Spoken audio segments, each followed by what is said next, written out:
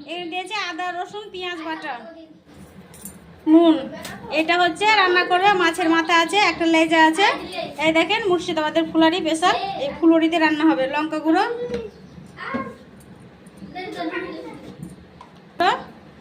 ভাজা ধনে গুঁড়ো দিল, হলুদ বাটা, এই হলুদটা পিসে বেটেছে ছিলে, এই হলুদটা দিয়ে দিল। এবার দিল সর্ষের তেল। এই ফুলরিতে এই লেজা মাছের এটা হবে, লেজা মাথা। এই দেখেন ফুলরি দিয়ে মাছের সাথে রান্না করে নেবে। এটা কাঠিতে ফুটো করলে ফুলরিটা বেশ ভালো হবে, তার জন্য ফুটো করে নিল। এই দেখেন মা ফুটো করছে সব মাছগুলো, ফুলরিগুলো মাছে দিয়ে দিল। এবার মাছের সাথে ফুলরিটা মাখিয়ে নেবে, হাত দিয়ে একটু ভালো করে মাখিয়ে নেবে। আজকে মায়ের হাতে দেখেন রান্না, আমার হাতে তো দেখেছেন, আজকে মায়ের হাতে দেখেন রান্না। ফুলরির সাথে ভালো করে কিন্তু মাছটা মাখিয়ে নিয়ে দিয়ে এটাও গ্যাসে চাপিয়ে দেবে।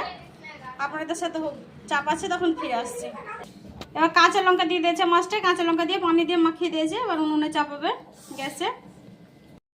ফুলরিতে মাছের মাথার লেজা দিয়ে এই যে রেসিপিটা চাপিয়ে দিয়েছে। দেখেন কত সুন্দর হয়ে গেছে, কালারটা দেখছেন। পুরো রান্না না হওয়ার আগে মনে হচ্ছে ফুলরি ইলিশ মাছের মাথা দিয়ে এটা হয়ে গেছে। দেখেন হয়ে গেছে এমন। পুরো রেসিপি দেখার জন্য ধন্যবাদ।